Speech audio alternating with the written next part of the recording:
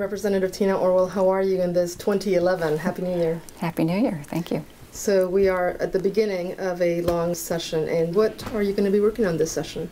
Well, some of the important things I'm working on include foreclosure, helping people keep their homes.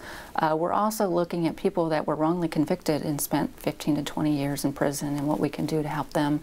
And then I have some things on tenant screenings to make sure the laws are fair for renters, and a number of other bills related to education that I'm very excited about. Okay.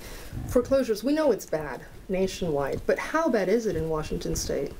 You know, when I was talking to some of my neighbors in Normandy Park, there was one block where 4 families were trying to reconfigure their loans to keep their homes. And I find that all over my district. South King County has one of the highest rates of foreclosure in the state.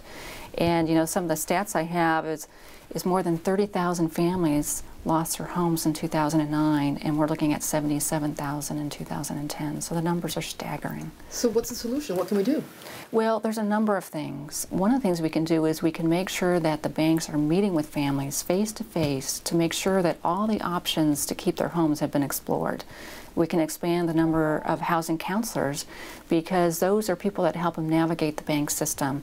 And we can make sure that there's oversights to make sure these processes are happening. 2 years ago, you had a bill that had a meet and confer requirement. So this builds on top of that. It does build, and what we found by studying it last year is that some of the things we put into the bill were not being implemented. So we're going to strengthen that this year, and we're going to make sure that not only are they meeting with people, but if they're not reaching a resolution, that there's a mediator that can step in and make sure that the process has been fair. Well, I'm sure it's going to be a long process, and so we'll touch base back with you again. Thank you very much. Right. Thank you.